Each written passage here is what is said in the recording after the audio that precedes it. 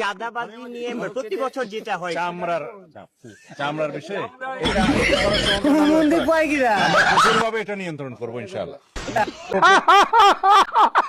ওইগুলা ওইসব কথা। আরে রাজাকারের বাচ্চারা, ফজলুর রহমান মুক্তিযোদ্ধা না, এই রাজাকারের বাচ্চারা। মুখ সামলে কথা বল, নইলে ঘাড় ধরে লকাপে ঢুকিয়ে দেবো। সরকারকে বলবো, ভালো করে সরকার চালাতে চাইলে সচিবালয় আওয়ামী লীগ মুক্ত করতে হবে না, আগে জামাত মুক্ত করেন। ওর চেয়ে আওয়ামী লীগের অফিসাররা ভালো।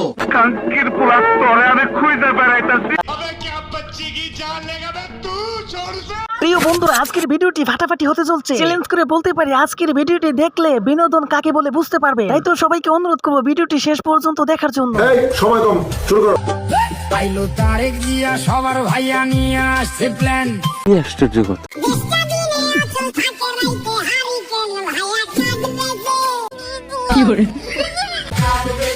ভাইয়া কার দেবে ये सवेरे सवेरे क्या मेरे को यही देखने का क्या?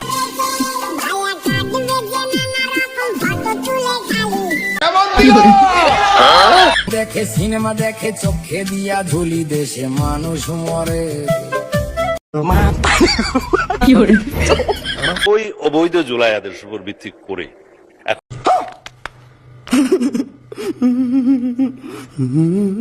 এখন যেটা প্রথম থেকেই অবৈধ, ভয়েড ইন এবিনিসিউ, এবং সেই জিনিসটার উপরে কোন রকম সম্মতি ছিল না, রাজনৈতিক সমঝোতা ছিল না, জুলাই জাতীয় সনদের যে স্বাক্ষরিত দলিল তার সাথে কোনো মিল ছিল না, এবং সেই এরকম একটা আদেশ কিভাবে অন্তর্বর্তীকালীন সরকার করতে পারে মাননীয় স্পিকার?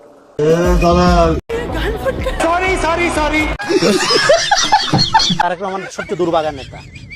সে পরীক্ষায় পাশ করার, পরীক্ষায় বসার আগে তার রেজাল্ট দিয়ে দিচ্ছে যে ফেল, ছাত্র ফেল। কোন আমার অসুবিধা নেই, আমরা একটা পাওয়ার আছি না আমরা। তারেক রহমানের আরেক কৌতুকপ্রদ নাম হইতেছে খাম্বা। বলেন কি? অনেকে বলে খাম্বা তারেক। আন্তর্জাতিক মিডিয়াতেও এই খাম্বা তারেক নামটা লেখা হয়েছে। বলতে পারবো না। তারেক রহমানের বিশিষ্ট প্রিয় পাত্র বাঙ্গু প্রেসিডেন্ট সুপ্পু, সেও এই খাম্বার নামটা কয়। শুনেন। অস্তিত্বের প্রশ্নে আগে কি লুট হলো, আগে সম্পদ কোথায় গেল, বিদ্যুতের নামে খাম্বা হলো। স্পিকার, আমি আর সময় নিব না। অনেক বিরোধী দলীয় নেতাকে আপনি সময় রিমাইন্ডার দিয়েছেন, আমি চাই না যে আমাকে আপনি সময় রিমাইন্ডার দিন মাননীয় স্পিকার। সরি তুই সমঝা? नहीं तू समझा नहीं। আরে তো তাড়াতাড়ি কি বলবে, ভিডিও তো মাত্র কেবল শুরু হলো। বুঝতে হলে তো সম্পূর্ণ ভিডিওটি দেখতে হবে। তাহলে চলেন দেখে আসি। মাননীয় স্পিকার, আমরা, আপনি এবং আমি, আপনারা এবং আমরা, अच्छा আমরা মিলেই, এবং আমরা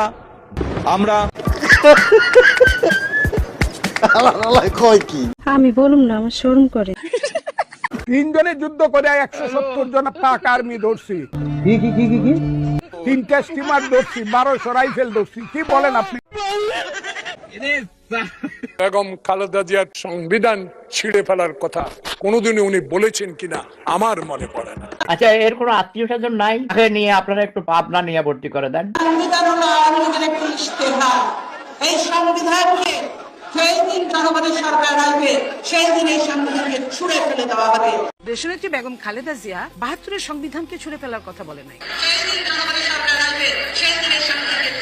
ছুঁড়ে ফেলে দেওয়া। সেটাই তো, এটা বললাম তো, এটা তত্ত্বাবধায়ক নিয়ে এটা হলো একবারে বাংলায় আর কি। मैं गाली नहीं दे सकता। नहीं, गाली नहीं दे। फैमिली देखती है, वरना मैं ऐसे गाली दूं, ऐसे गाली दूं ना, जिंदगी भर याद रखें ये बड़े भाई।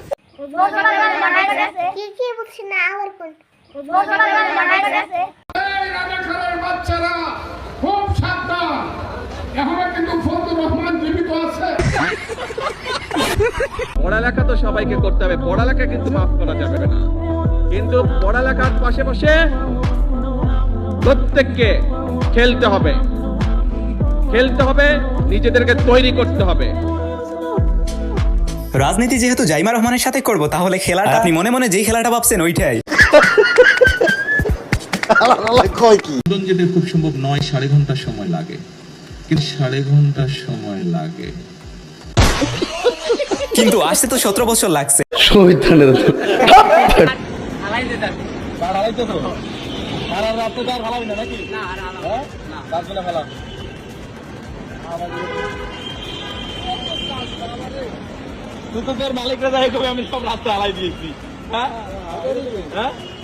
ভাই চেহারাটা চিনা চিনা লাগে কিনা দেখে কোথাও দেখে থাকলে কমেন্টে জানাবেন।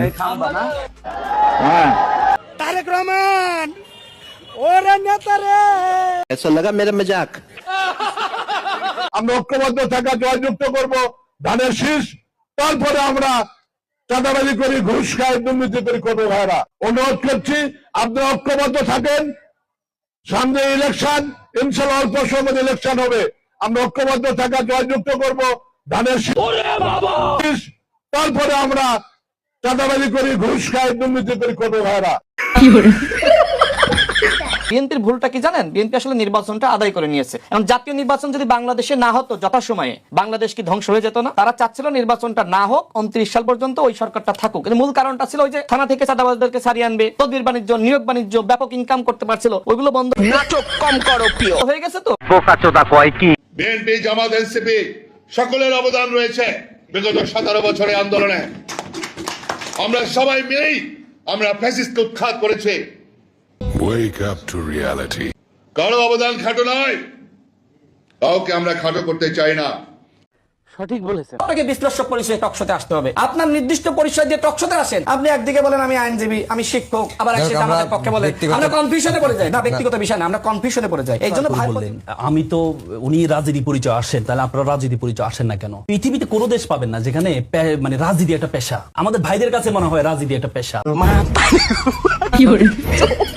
যতগুলো রাজনীতিবিদ আছে এদের কোনো নিজস্ব করে পেশা নেই, এর রাজনীতিও তো ওদের পেশা, এদের আয় ইনকাম সব কিছু। কি রে ভাই, আপনি তো পৃথিবীতে যত পেশা আছে আপনি পেশা তালিকা দেখেন, পেশা তালিকার মধ্যে কোন পেশার তালিকায় আপনি রাজনীতি পাবেন? রাজনীতি তো পেশা না। আপনি তারেক রহমান ওরে নেতা রে, নিজস্ব একটা পেশা থাকবে, এরপর আপনি রাজনীতি পছন্দ করতে পারেন, রাজনীতি দল করতে পারেন, কিন্তু আগে তো আপনার একটা পেশা লাগবে।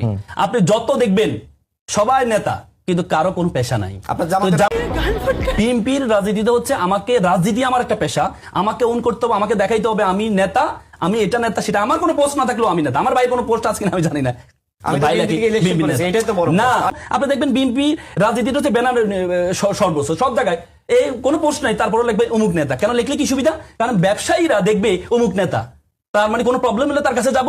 আর সে ওই যে রাজনীতি নেতা, সে যে পরিচয়টা অন করছে, সে হচ্ছে তার কোনো টাকা পয়সা বা যে চাঁদাবাজির কথা বিষয় আছে, প্রয়োজন হলে ভারী মিস্টেক হয়ে গেছে, সে যাবে। এই জন্য সে ব্যানার লাগায়। এমন কথা হচ্ছে আপনাকে তো রাজনীতির পেশায় না, আমাদের দেশের সবচেয়ে ভয়ঙ্কর জিনিস, সবচেয়ে আমি মনে করি পেশাবিহীন রাজনীতিবিদ লাইসেন্স পত্র চাঁদাবাজ। তবে বন্ধুরা আজকের জন্য এই পর্যন্তই। দেখা হবে আবার অন্য কোনো ভিডিওতে। Bye bye, tata, Gaya.